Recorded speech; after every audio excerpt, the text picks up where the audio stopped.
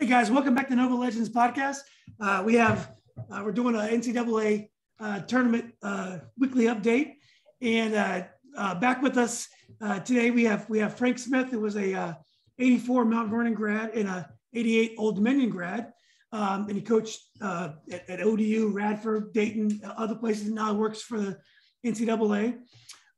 We also got Keith, Mr. Jennings, back with us again. This is, I think, Keith's fourth time. Frankie's fourth, Keith's fourth. You guys are on top of the standings. As people know, Mr. Jennings was at NCAA tournament 3 times with East Tennessee State. Amazing guard, played for the Golden State Warriors, had a great career overseas as well. Now coaches the girls at Lee's McRae. And I got my man, Brian Allen. Brian played at South Lakes. He was class of 85. And then he played at Penn State, 89. Great guard, smooth as silk. Great defender, has a great podcast on his Facebook page. Also, he's in the Help Me BA in the mortgage business as well. So my man, Brian Allen. And then I got first time with us is Glenn Williams. So, it's funny. I was like 0 for 8 against this group. I was 0 for 4 against Frank, against football, basketball, and then freshman football, freshman basketball, and then varsity basketball against Frank, and varsity basketball against Brian. And now with Glenn, lost in freshman football, lost in freshman basketball. We beat you guys the year you went to state. We beat you guys on your home court the year you went to state. But then lost 2 more my senior year, your junior year. So I just added a couple more W's when I added Glenn Williams. But anyway, everybody should have had you on their schedule. But anyway, Glenn was a great point guard. 85 TC Williams, great quarterback as well on the a top 10 rated football team, won the state championship in football, had a Hall of Fame career, basketball career at Holy Cross as well. So we got 3 great point guards here. So guys, thanks for coming back. Thank you for having us. Thanks for having us, man. Yes, sir. So anyway, I just wanted to get you guys' thoughts of the first weekend of the tournament. I mean, there was some action. I never even heard of St. Peter's. I knew there was a saint named Peter, but I know St. Francis, but I wasn't familiar with St. Peter. That was a huge upset. But we had some great action. What are your opening thoughts about the first weekend? Who wants to go first? Frank, you want to go first? Yeah, I'll go first. I thought it was everything that the NCAA tournament is all about, with the Cinderella teams or the teams that are not favored to win. And I actually went to 2 games the first session here in Indianapolis, and saw some good games there. The Michigan game, they bet out by playing a lot better in the second half, against a motivated team that could have easily beaten them. So, I just thought it was one of those things where it's what the NCAA tournament's all about. Anybody could beat anyone on a given night. And then when you throw in some of the other parameters, some of these teams like a St. Peter's who they just look so physically tougher than a lot of teams that they were playing. Yeah. And just weren't going to take no for an answer. You just weren't going to punk them. And they just played. They just play like they had nothing to lose. Great coach on the sidelines doing some good, great things in terms of what he's accomplished. So that was my opinion of it. I didn't stay for the second session. I actually came home and watched those on TV. So I didn't see the Kentucky game live. I saw it here against St. Peter's and the one after that. But I pretty much watched all of the games that I could see, and just, they were just great games, just teams going at it back and forth. And, not a lot of teams had an easy night. So it was good to see. Yeah. Well, Keith, Mr. Jennings, why don't you go next? And do you think East Tennessee State would have advanced through these rounds of play? I'm sure the matchup would have to be favorable for us, but St. Peter's kind of reminds me of how we played. Kind of undersized, tough guys, athletic, not back down from anybody. I really. I'm happy to see that they're crashing the bracket that they are. That just goes to show you, we talked about it in the first session that we had, that sometimes when these teams, they get older together, like I didn't really look at their roster, but I think those guys seem like they've been together for a little while. And so it's a young team that thinks they will be good, I think you got a little advantage. So I think they took advantage of that. I think they got a big matchup with Purdue coming up. But I think these games have been pretty good. Some of them, I guess you can call Miami an upset, but I don't know. I mean, they look really good too. And Providence kind of scares me with Kansas. So I think the games that are coming up is setting up to be a lot of barn burners. And like I said, man, this March Madness is just like the best time of the year, you know? I think, Keith, what you're talking about also is because of the COVID, a lot of these seniors got an extra year. A lot of these players got an extra year. So they're a good matchup against the one and done type programs because you got 23, 24-year-old kids going up against 19, 20-year-old kids that are highly rated. But I mean, these are boys going against men. Yeah. We talked about that. I mean, that experience in the game, like I said, I think my freshman year, I learned the most that I could learn about basketball really because my sophomore, junior, and senior year, I just stayed consistent. So I think, you know, for the upperclassmen that are not those high five-star guys, I think that process gets you ready. And as we've seen, man, these guys made big plays. Like Frankie was saying, big shots. You got to make shots this time of the year. And I was impressed with those guys. Yeah, definitely. I was actually couldn't believe the big shots Duke made. I mean, I kept waiting for Duke to miss something. Every shot they made was a turnaround jump shot, you know, fading away, and they just wouldn't miss. But so BA, why don't you go next? What were your thoughts of the opening weekend? Number one, I'm a big Larinaga fan. You know, even back from his George Mason days, and I just think he was the superior coach in that matchup. Was it Tennessee? Yeah. Or Auburn. Auburn. Yeah, Auburn. Yeah. You know, it's just wide open. You know, I kind of even like the idea of reseeding because, you know, you get these teams rolling in the first round, then they get like 5 or 6 days off, and you just really don't know what you're going to get. I think St. Peter's they're primed to upset Purdue. I think Purdue, if you know they get their big men in trouble, I don't think Ivy can take the team on his shoulders. So if I'm St. Peter's, I'm pounding it inside, getting Edie and Williams in foul trouble early, and they're vulnerable. And St. Peter's has nothing to lose. They're scared of no one. So I know they got at least one more win in them. And I know that's going against the Big Ten team, but Purdue could be vulnerable. Well, and also, Brian, you got the 1 and the 2 seeds out in that bracket. So you got Baylor and Kentucky are out. You never know which North Carolina team is going to show up. So just like Duke, like who knew Duke was going to ball out like that? If you know their the last regular season game, and then in the tournament, in the ACC tournament, it's like, are they packing it in on Coach K? But they showed up and they get hot. They could be, you know, Duke of old. Sneaking in there. So I like don't sleep on Houston, don't sleep on Arkansas. Yes. All those boys can play. And the way Houston plays defense, that for me, that's the number one that I think is the most vulnerable is Houston versus Arizona. Yeah. Well, Glenn, you go next. So you weren't here last week. So why don't you go ahead quickly?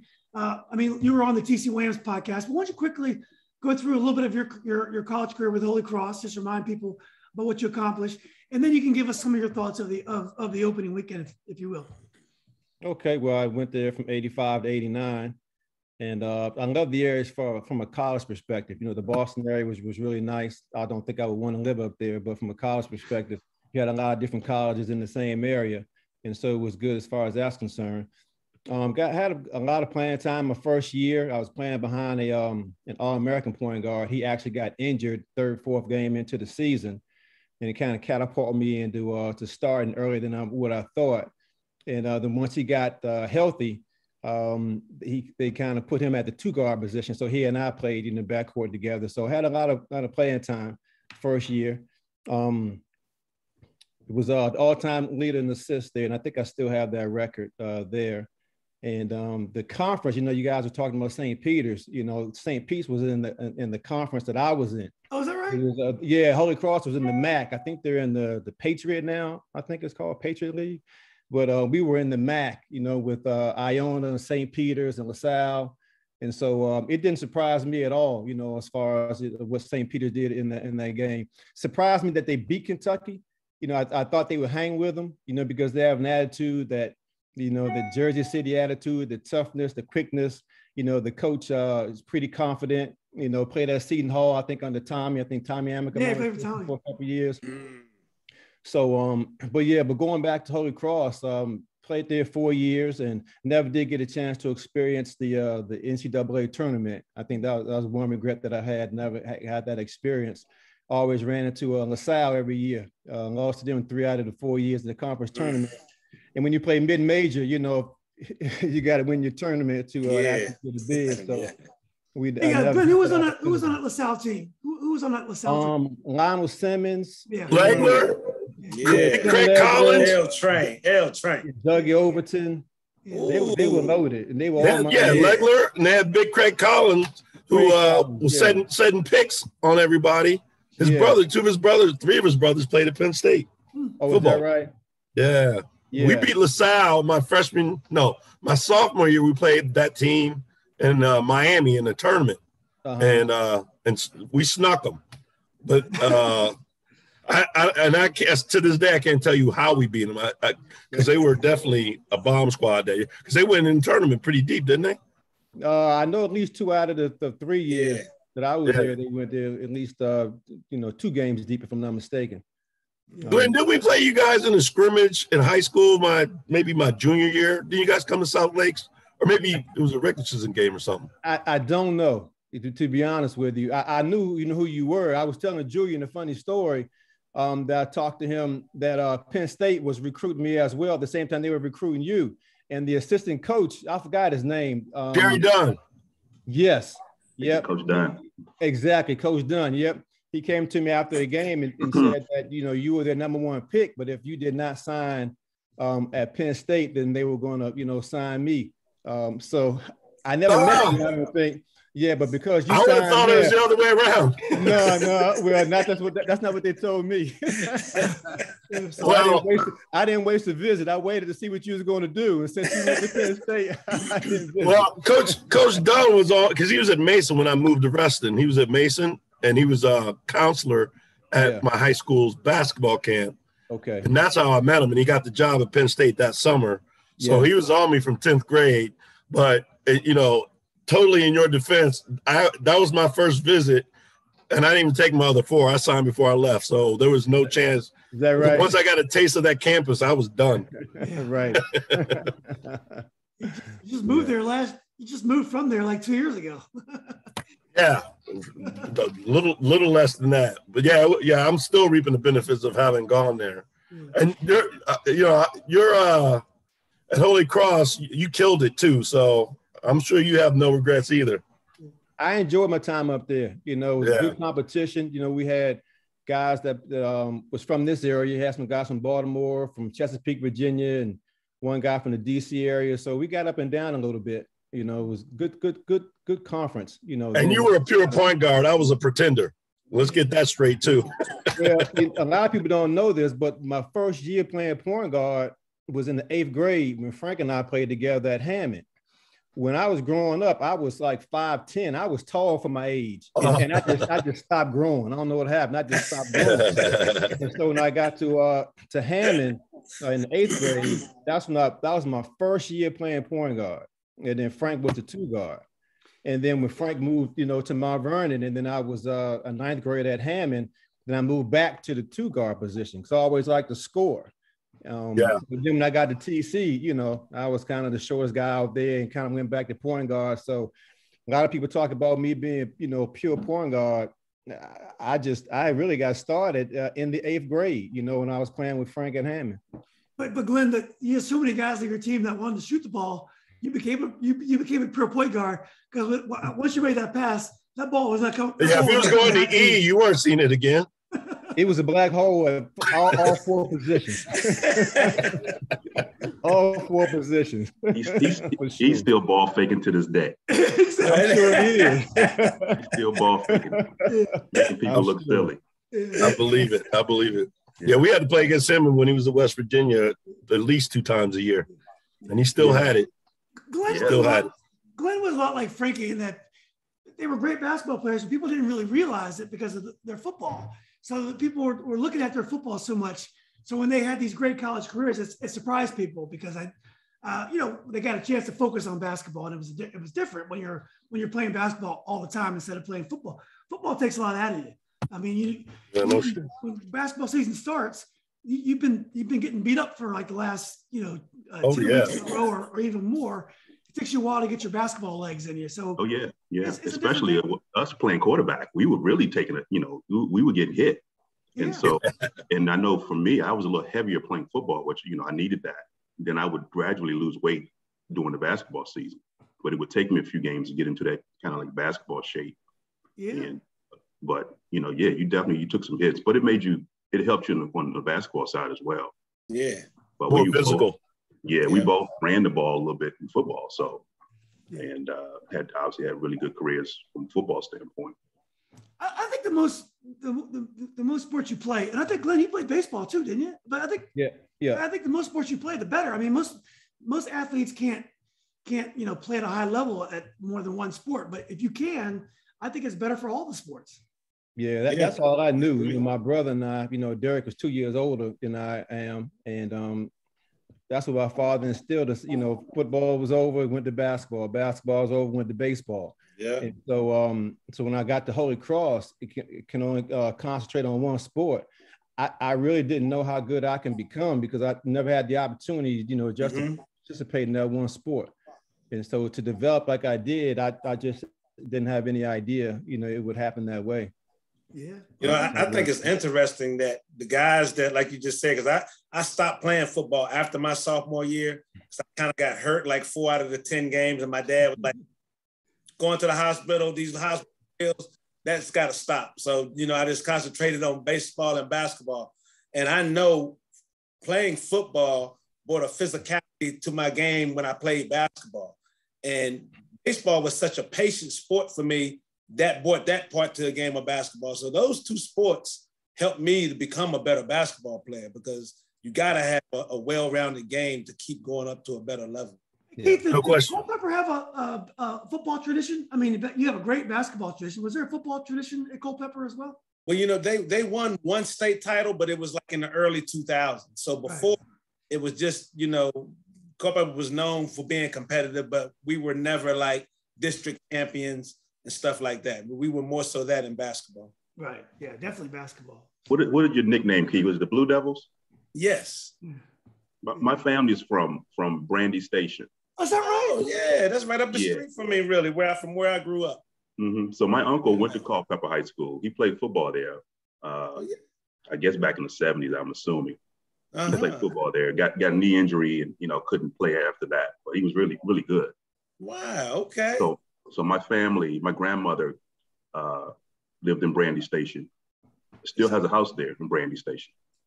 And so this basketball brotherhood is incredible, man. I love it. I love it. The more I get to talk to new guys and how we're intertwined by somebody, it is amazing to me. Yeah.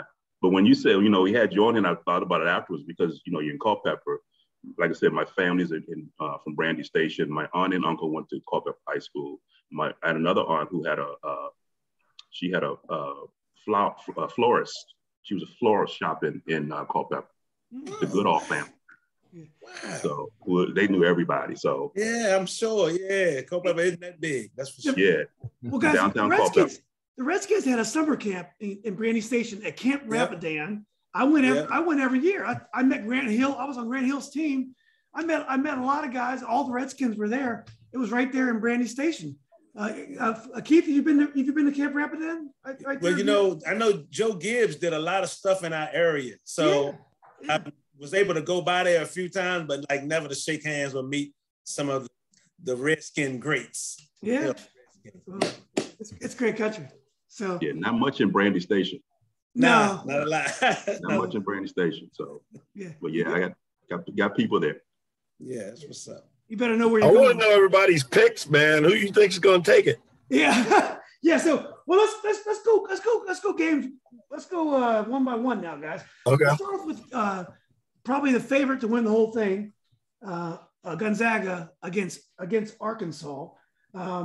Gonzaga trailed the whole game against Memphis with Anthony Hardaway as a coach, and I thought they could have lost that game, but they had so much size and they were able to win it.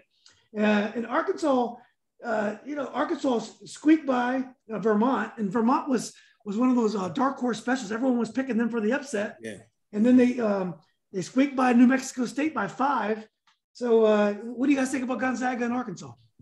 Timmy was beasting. That's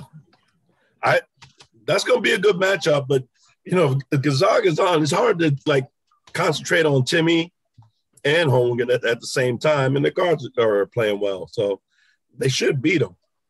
That's my little short opinion of it. You think Gonzaga should beat them? Should. Yeah. I don't know much about this Arkansas team.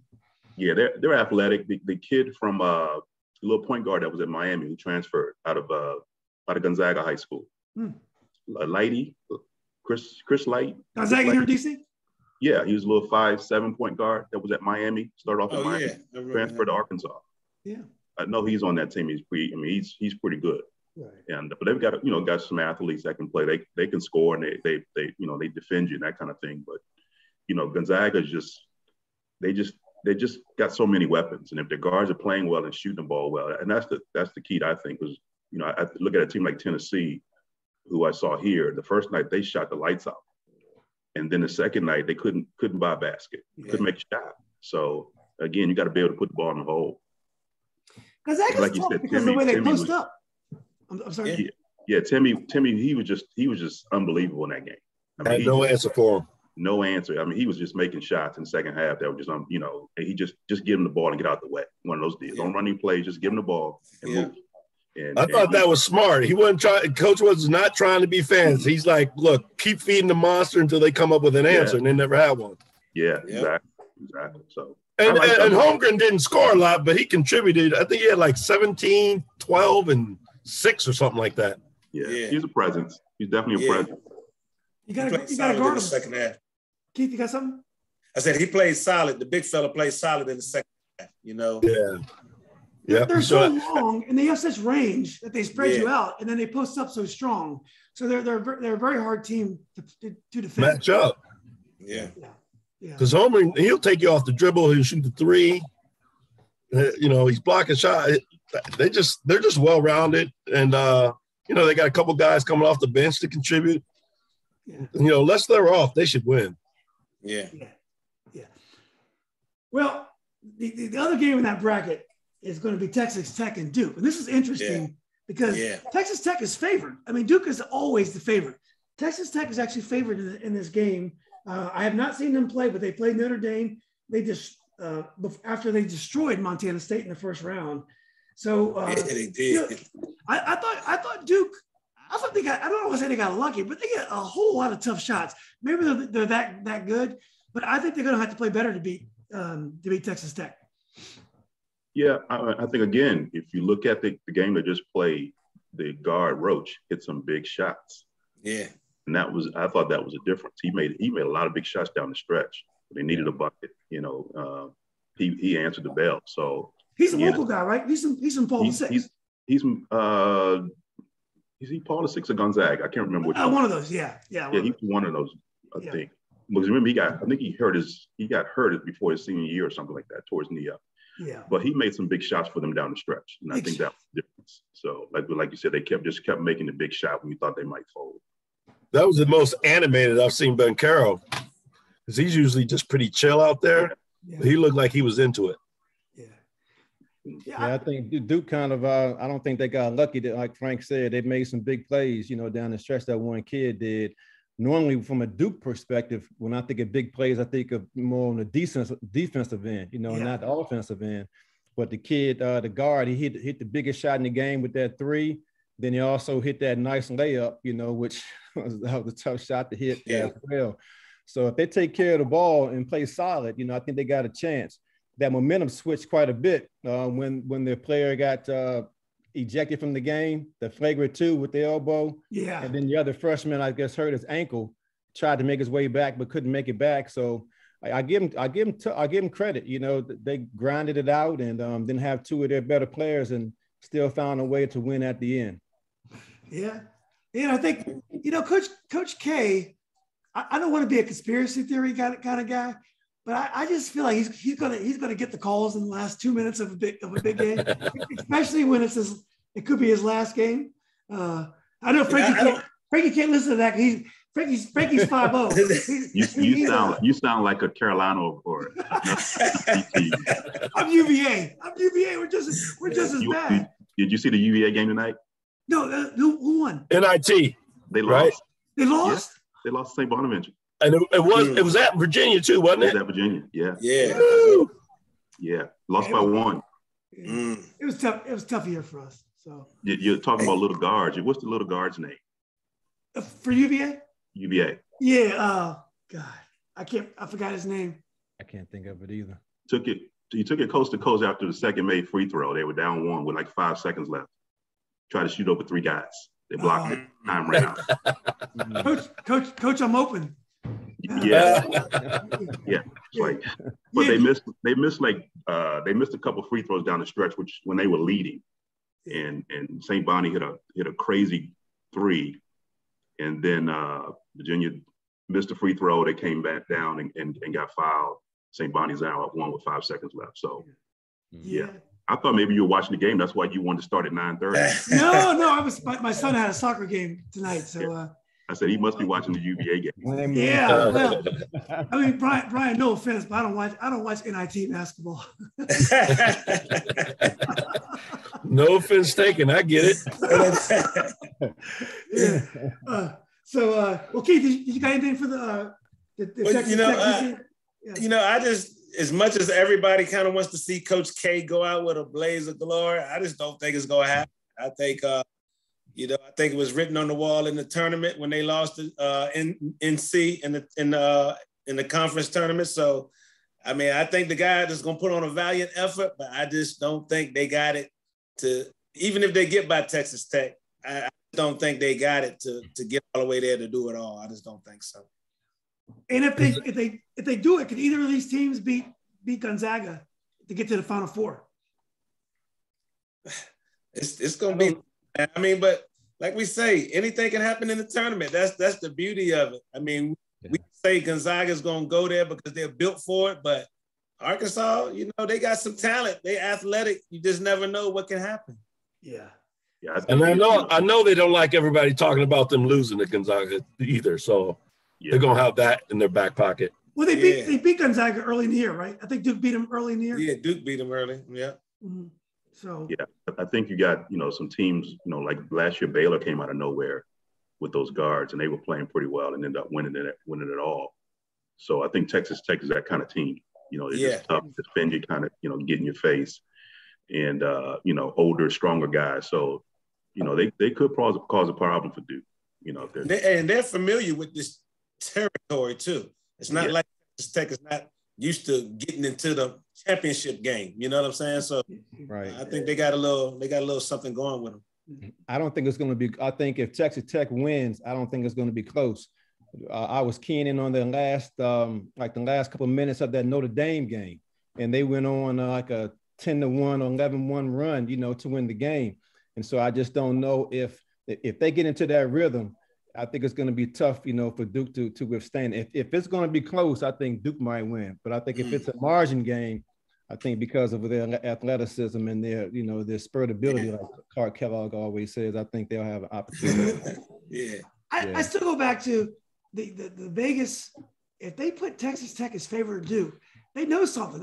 That's really strange to me that Duke is not the favorite in that game. So I'm anxious to see. I think the youth. I think Duke's youth is what makes them undesirable to Vegas. Yeah. Right. Yeah.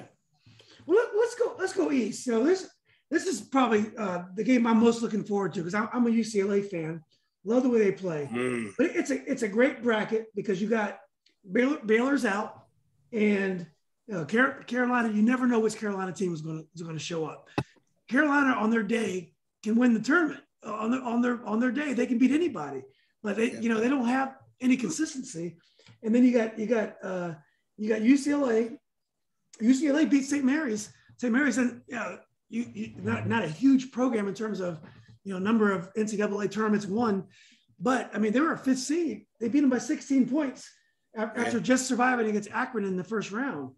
So I picked UCLA to win the whole tournament. What do you guys think about this matchup? I think UNC, there are some strange calls and strange.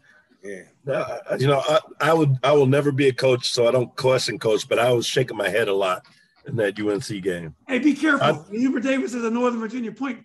Oh, he's not a point guard. Yeah. I know. I'm a fan. And I can't even put my finger on it, but there's just some things in that second half. I was like, well, that's strange. Maybe it's something, because again, I would never be a coach, and I think you guys are the saints of the lost cause and the most admirable profession next to teachers.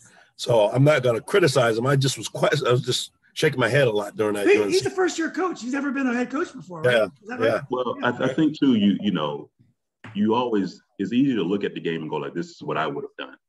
Yeah. In certain situations. And I think there were some situations that they went through and I was like, that's not what I would have done. But I'm like, I don't criticize coaches because I always default to their coaching. They know more now. They will forget more than I will ever know. Yeah. So I'm the same way. I don't criticize coaches for their stuff, but I know there's certain ways to do things, and I may have done it differently than what they did. And I saw that. So that's what I'm saying, Frank. Like when you're watching the second half, where you're like, that's did you have to cock your head a little bit and go, well? Yeah. Okay. They were up big. Yeah.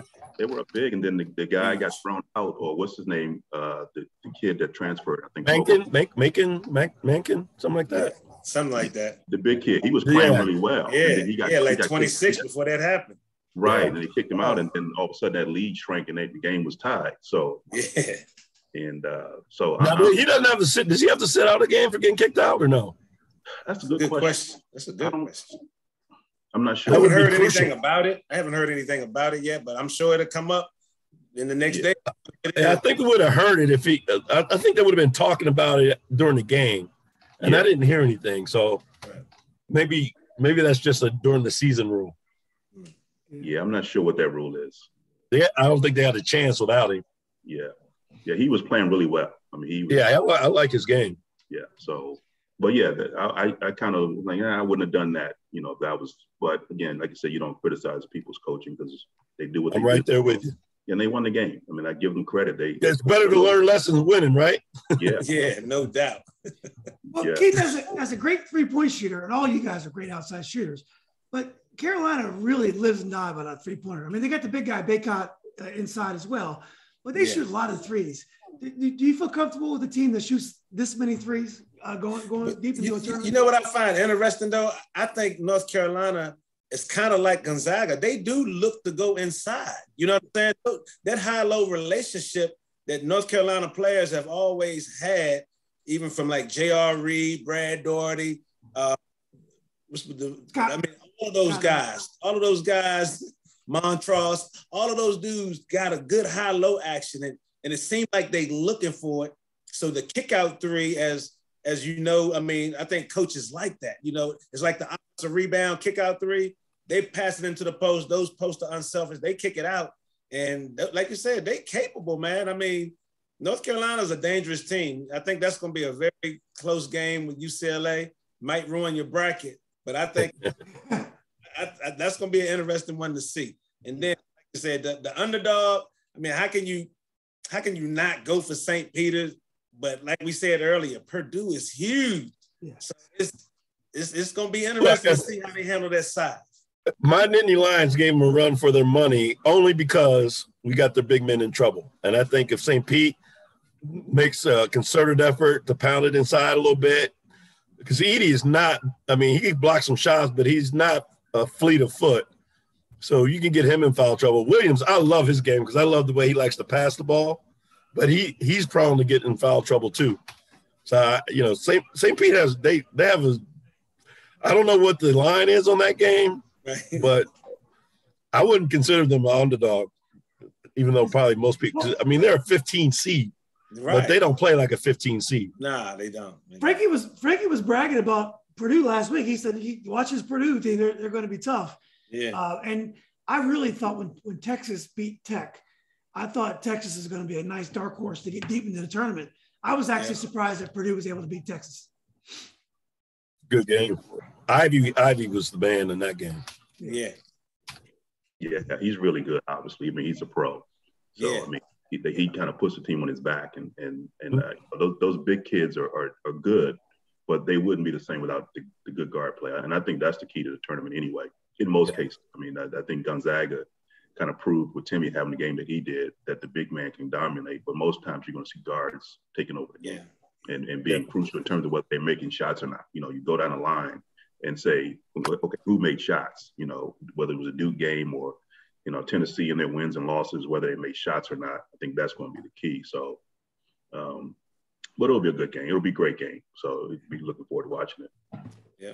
One thing about St. Pete's, though, these lower seed teams, they make their upsets, but they have a hard time stringing them together. I remember, like, George Mason was one of the only teams I've ever remember that they just kept making those upsets. They got all the way to the Final Four. Yeah. I forgot what year that was, like maybe 2006. 2006. But they just kept going. Usually what happens is, I mean, eventually, you know, it's midnight and Cinderella, you know. Yeah. but George Mason kept on going. It would be great if St. Peter's can keep it up for, you know, 1 or 2 more games. Yeah. Yeah, I think that helps. They'll give them a tough game. I think I'll give Purdue a tough game. I think Purdue will probably edge them out because they're so big, and they got a real good guard, number 23. I don't know his name, but I'm sure he'll probably be a first rounder if he goes pro next year. So I think St. Pete's will probably play with a lot of emotions, but I think at the end of the day, Purdue is so solid, you know, and really coached really well. That might be the deciding factor. Yeah, it doesn't matter how mad you get. Get Ivy. Ivy's 23. Yeah, Ivy is 23. His mother's actually coaching Notre Dame. Oh, is that right? She's the head coach of Notre Dame. Yeah. Oh, that's awesome. Wow. Yeah. So. Well, let's go south. And then the first game, Arizona, the 1 seed. So we do have 3 of 4 1 seeds still alive, and they play Houston. And I actually think Houston, they beat Illinois. I don't think Illinois is playing that well. I thought Illinois was very lucky to get by. I thought Chattanooga completely dominated that game. I watched the whole game, and then they squeaked by Houston. Arizona's coached by former Gonzaga assistant. I think his last name is Battle. That guy's name right? Anyway. I think it's Lloyd. Lloyd. Yeah. So they've got to be solid favorites to beat Houston. Yeah, I think so. I mean, they're number 1 seed for a reason. Yeah. And, you know, the last game they played was pretty good. It, you know, went down to the wire. And, you know, they showed some resilience in coming back and winning that game. So, you know, they got some big athletic kids that can block shots and run the floor and score.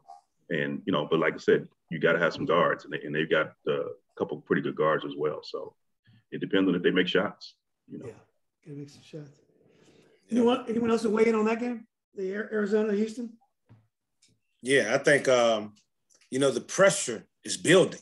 You know what I'm saying? I think right now we're dealing with knowing that you're either getting ready to go to the Sweet 16 or you're going home.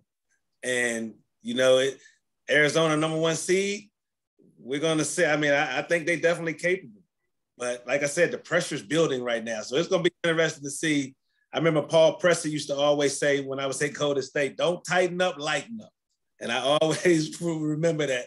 I say that to the girls team, you know, when it gets to crunch time. Don't tighten up. You got to lighten up now. So it'll be interesting to see how these young men attack these games, knowing that, you know, your season could end if you lose.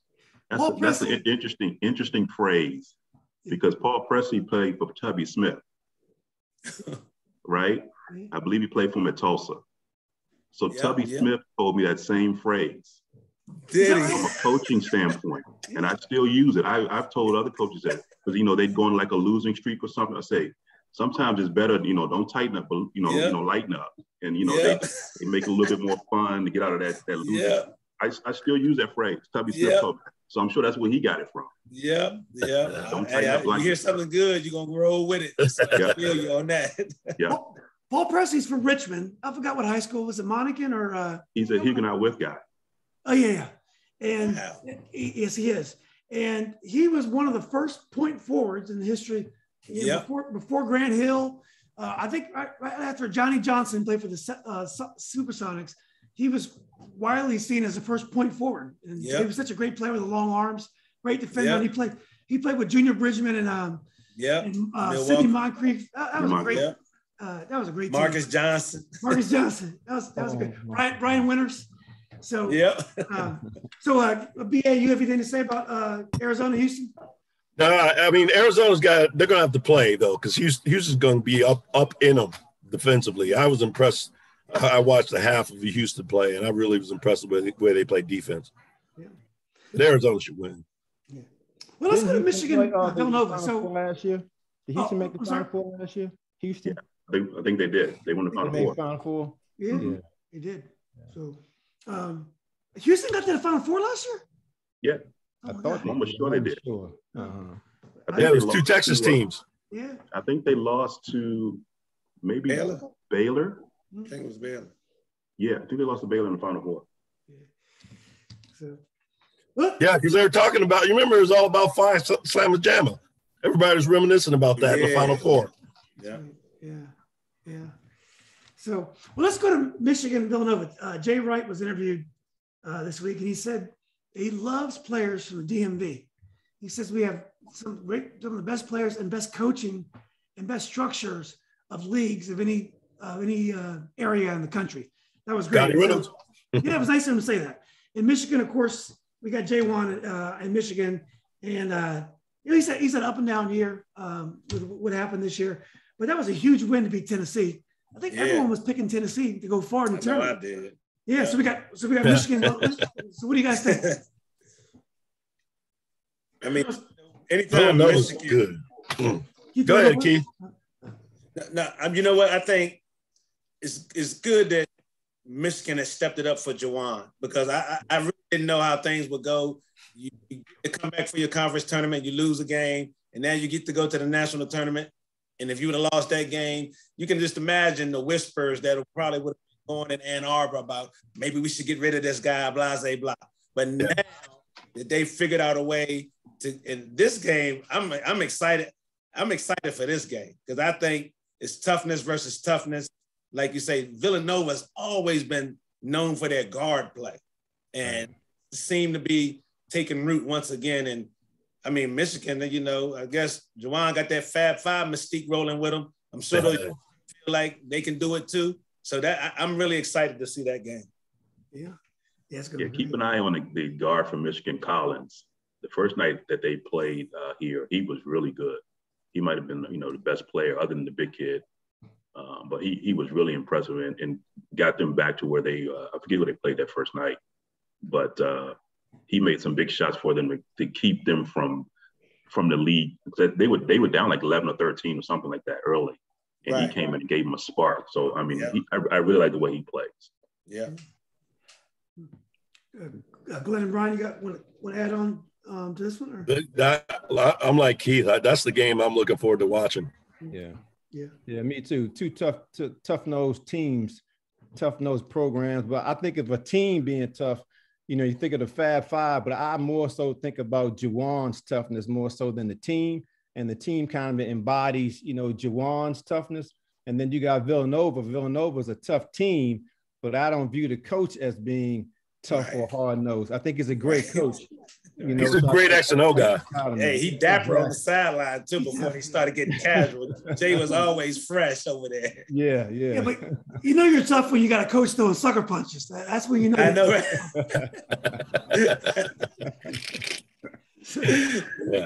I mean, Michigan guys, yo. Usually when there's a scrum, it's like a 10th man to come out and throw a sucker punch at someone. But you got the coach. You got the coach throwing the punches. So they're tough. I think that between that and him hugging the kid, he did some serious damage control and turned that whole thing around. Right. Well, we all make mistakes. You got to move forward. I was worried for him. I didn't want him to get fired. It wasn't, it was out of line, but I didn't want him to get fired. So I'm glad it worked out. Yeah. That recruiting class they have coming, he's got like a number. And he's good for the league. I mean, he's just he's a Big Ten guy. So I hope he's there for a long time. Let me ask you guys this question. So if Juwan did not hit the assistant coach or whoever he hit, how do you all think his behavior was before that incident took place? Well, I thought the coach shouldn't have he said, "Don't touch me." Yeah. Come on. I'm a grown ass man. Don't touch me. Come on, man. Yeah, I got that part of So it. Brian, you would have hit him. Brian, you would have hit him too. No. I'm not saying I would have hit him. I just when I say don't put your hands on me, don't put your hands on me. Right. And the coach he should have known better. But he was, to poke him. Oh man, come on. Common sense of me says he shouldn't have punched the assistant, and common sense would even say he shouldn't have punched the coach. But as Chris Rock said, I understand. Yeah, I didn't see whether, and I don't remember the situation as clearly now, but I thought he put his hand on his chest to kind of. It was more like of a. Yeah, well, he called it timeout. He called it timeout. They were getting blown out, and he called the timeout, which pissed Juwan off. And then he was trying to explain himself to Juwan, and Juwan said, "You can read his lips. Don't touch me." Right. So he shouldn't have put his hands on him. Because you don't know. When a man says "don't touch me," you don't know what that means. So don't even touch the waters. Yeah, right. Yeah. But he felt like he was entitled to explain his side of it, and John didn't want to hear it. I thought he escalated wrong. I didn't like that fact that he, Yeah, right. That's his team. Coach your own team. Right. Yeah. I mean, your own team. They both can be wrong. They don't have to be mutually exclusive. Yeah. It's just you don't sucker punch the assistant coach. Right. And it really wasn't a punch. It was more. It was a slap. It was a mug. He mugged him. Grab So, I mean, I think that's what saved him. If it would have been a punch and he would have dropped him, it'd have definitely been a wrap. Yeah, but the thing is, it never leaves you. I mean, that's part of your bio from here on out. Yeah, it's your legacy. The black mark on your resume, unfortunately. But sometimes when you win enough, that kind of slowly gets pushed to the back burner, but it'll always be there. So for him, I'm glad that they were able to overcome it. Because you think about if they had lost that first round game, well, even though I think they were the highest, they were like 11th seed or something like that. Yeah, they're 11. Yeah, but still they would, people expect them to win that game. So if they had lost that game and, now the season's over, now it's like, okay, what do we do now? But, now they're still playing. Let's talk about that and that kind of thing. So, yeah. I think actually they have a top 5 recruiting class, and I think it's hard to fire the coach after he's got all these great players coming. I think if they didn't have those players coming, they may have let him go, but I don't think they had a choice. They had to kind of keep him because I think Penn State might be ahead of them in the recruiting class, believe it or not. Well, is that right? Look it up. Look it up. I personally basketball. I personally don't put any weight in recruiting classes because you just don't know if those guys are going to make the leap or not. Right. It's just too much of an extra. Until they're in uniform and playing, I don't really put much weight in it. It's good. It's a good sign, but I don't put all my eggs in that basket because they get homesick for the girl at home. There's just too many X factors. Yeah, Brian. Just look at St. Peter's. Yeah, exactly. Yeah. Brian can tell us all about that girl back home too. Wow. So my fault, Brian. So look. Remember those bleeding? Oh, that was a Juwan Howard punch right there. Got tagged. Just minding my business, getting kneecapped. Damn. Next. Yeah. So look, let's go to Kansas and Providence. Now, I mean, Kansas is a number 1 seed, but Providence, a lot of people are picking Providence for an upset here. I think Providence is one of the only highly regarded Big East teams this year. So they destroyed Richmond, and they beat the South Dakota State pretty easy as well. So that should be a good matchup. Yeah. Who wants? Keith, want to go first, or? I mean, like I said, I picked Kansas to win it, and this game scares me because I was able to watch Providence quite a bit this season, and like I said, they always seem like they were tough around the basket. Layups, they're not having it. You know what I'm saying? It's a tour route you got to take to get there because they shutting a lot of that down. But Kansas just seems like one of those teams that they really enjoy playing together. And I'm hoping they play at their best for this next game coming up because if they don't, it could be an exit for their number 1. Yeah. Yeah, I think they have to be pretty effective, on the offense. to be solid like they always been, steady Kansas basketball, be solid on defense, got to rebound the basketball and not turn it over. But I think that number 30, I don't know his name. Yeah. I think he has a little bit more aggressive. He's a good player in my opinion, but I think he needs to do more in order to get these guys over the hump against Providence. Providence is a solid team. The coaches got, I think, Big East Coach of the Year, I believe, this year. Yeah. And, it's another sample to where the kids really, play for themselves, but they also play, for the coach. I see that real special bond between the team and the coach at Providence. That's a coach's dream to have the players feel like that. Yeah. They're going to have to play well, because one thing about Kansas, no matter who's coaching them, they always are the kind of team that gets good shots. They always get good shots in the lane. I mean, they post up strong. They're going to run their offense. They're always going to be well organized. Frankie or Brian, you guys want in on this one? Yeah, I think Providence is one of those teams. They don't back down for anybody. They're going to play. You're going to have to beat Providence. Kansas is obviously very talented, and like I said, they make shots and they seem to always get some good looks. But sometimes when you're playing it at a place like Allen Fieldhouse, Fog Allen Fieldhouse, when you're playing them on campus, they've got that advantage when before the ball's even thrown. When you move it to a neutral site, that kind of evens things out a little bit, especially at this time of the tournament. When you get to this down to the 8 teams or whatever it is, 16 teams rather. But I love that. They're going to have to beat Providence. They're going to have to beat them. Yeah, Providence won't give them. They're definitely going to have to go out and play, and they're not going to be intimidated because you're Kansas, that kind of thing. So. Yeah. So, the last matchup in the Midwest is Iowa State 11 seed and Miami at 10 seed. Now, I know we've already talked about Miami, coached by former George Mason coach Jim Larrañaga, but Vegas loves Iowa State. They say this Iowa State is very underrated, and they're picking Iowa State in this game. So what do you guys see in this matchup? I'll go first because we lost Isaiah Brockington to Iowa State, and he was a great kid and he was a great player for Penn State. And coach got fired and he left, so I get that. Great kid, newcomer of the year in the league. So as much as I love Larrañaga and his coaching, I'm going to be pulling for Iowa State. I like the way they play, actually. Yeah, I think that might be the one team I haven't seen in the tournament, for whatever reason. But I did see Miami play, and of course I know Coach Larrañaga.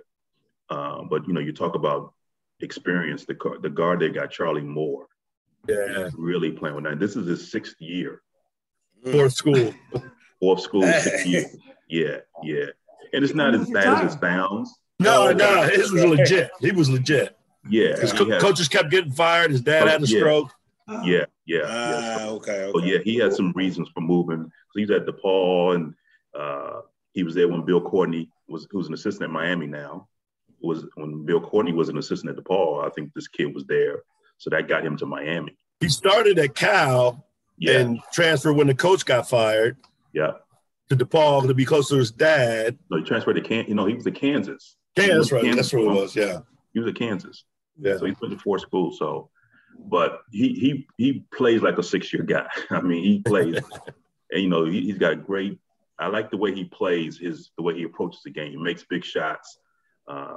Gets shots for other guys. So under control, plays at his pace. You can't speed him up.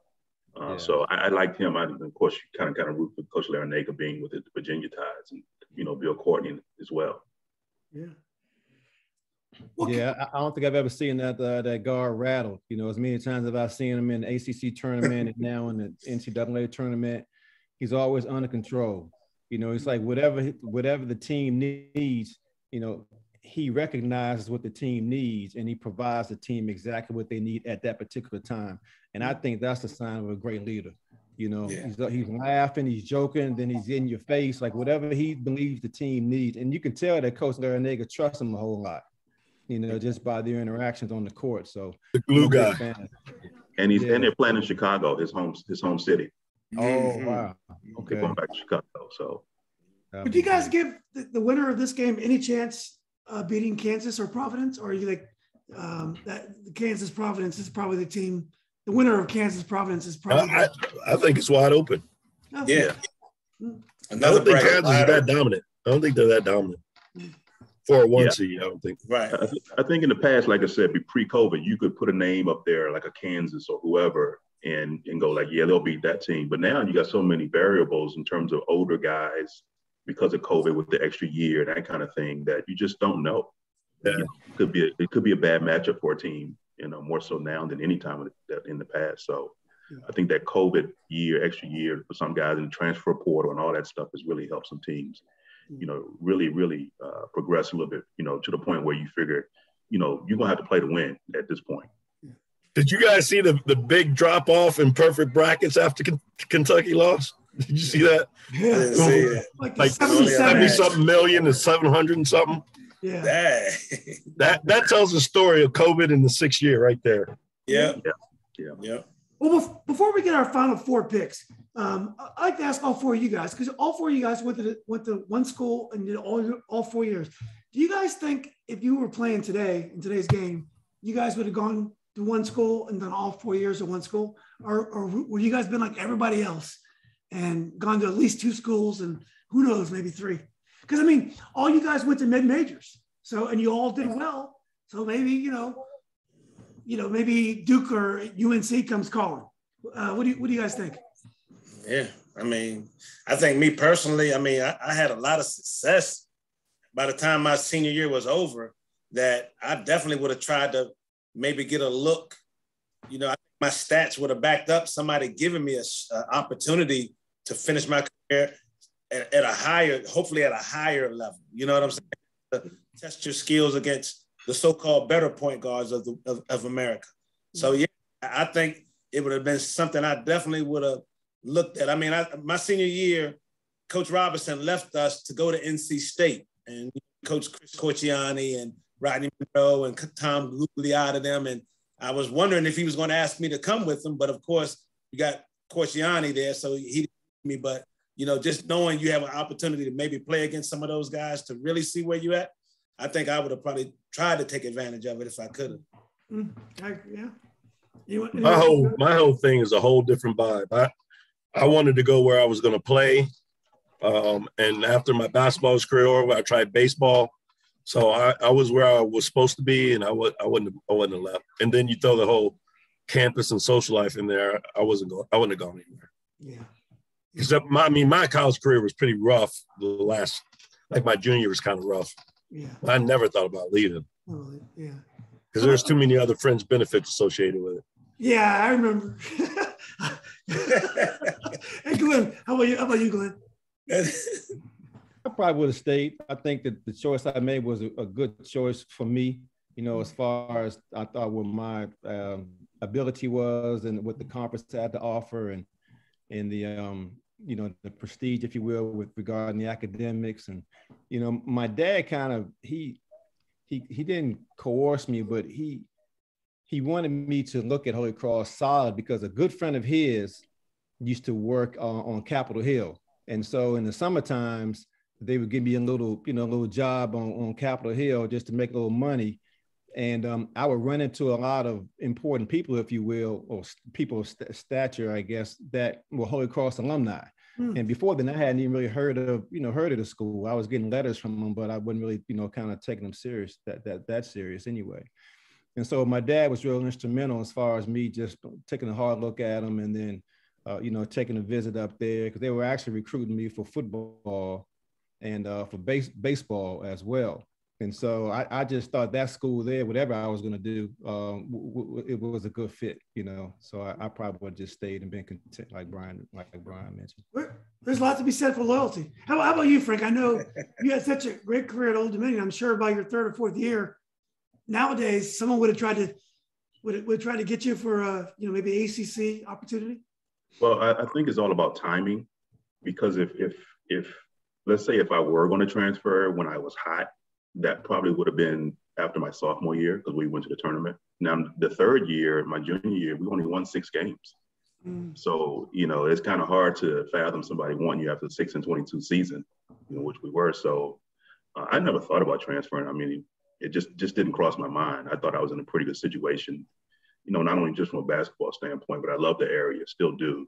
Yeah. It's close enough to home, if I need to get back that way. But you know, when you had some guys that you enjoy playing with and you knew you were going to be better the next year. So, you know, transferring never even crossed my mind. And we had a coaching change too. So that might've been another chance to, you know, maybe leave, you know, after my freshman year, you know, when Paul Ware retired. And, you know, we got Tom Young, who instantly just passed away a couple of days ago.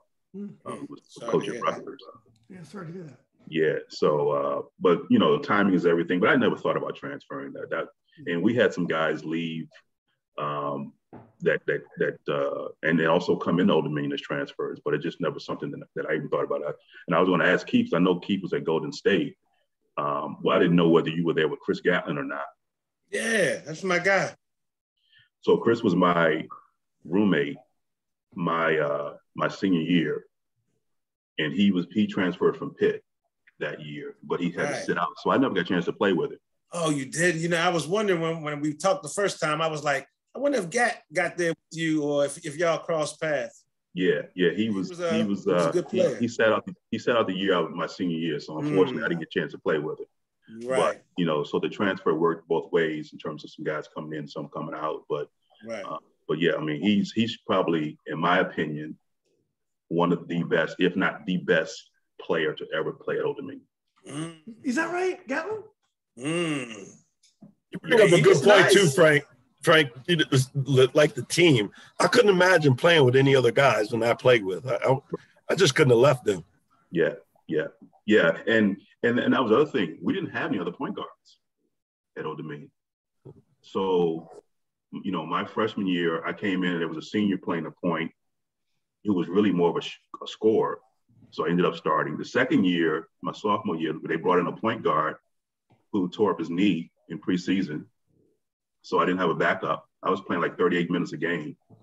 Nice. Nice. Now looking over your shoulders is a nice place to be. Right. Junior year, they brought in another point guard. He ended up transferring later. So it was just, you know, there was no – playing time wasn't an issue. And, you know, and like I said, back then, the Sun Belt was a pretty good league. You know, so the talent level at the Sun Belt was a lot better than it is now.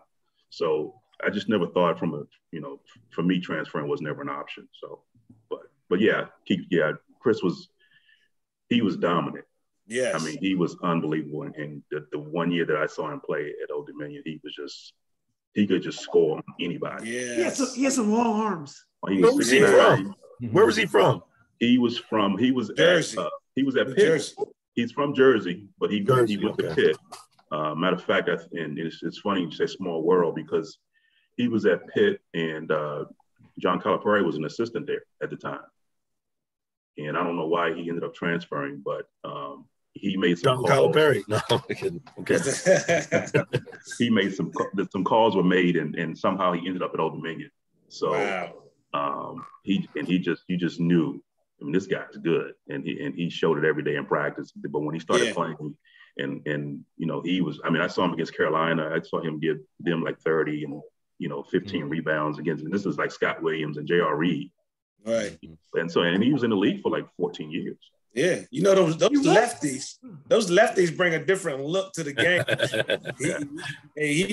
Chris was smooth too. You know, he kind of remind you of a Sam Perkins, but without the jumper. But he finished over the top a whole lot. It was fun playing with that guy. Very athletic. Yeah, look crazy, but yeah. He's different. He look different. Crazy, but he can score. Yeah. So like I said, it's all connected. We're all connected somehow. Yeah. Hey, if you guys get a chance, I don't know if you've been watching any of the other side, but the big game that bummed me out was watching Caitlin Clark go out against Creighton. But you still got Naz Hillman for Michigan, and Paige Buckets is back, even though she's still not 100%. Right. But those are two fun games you might want to catch too. Well, before though, let me get you guys on record on your Final Fours because I'm gonna next week I'm gonna hold you to them. I'm gonna actually read them out. I'll go first. I'm going for Texas Tech in the West. I'm gonna go UCLA in the East.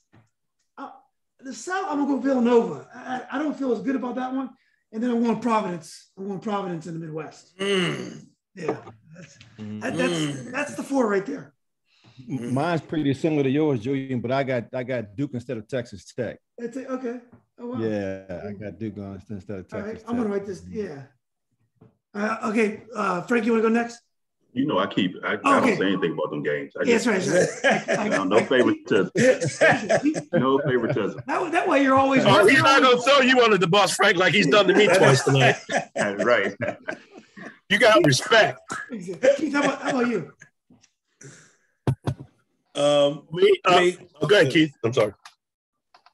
You know what? I mean, my first Final Four pick, you know, I had Tennessee and Baylor in there, but since they're not in there right now, I guess if I had to just go through the games, I'm gonna stick with Gonzaga and Kansas, but I would say Michigan and North Carolina. Okay.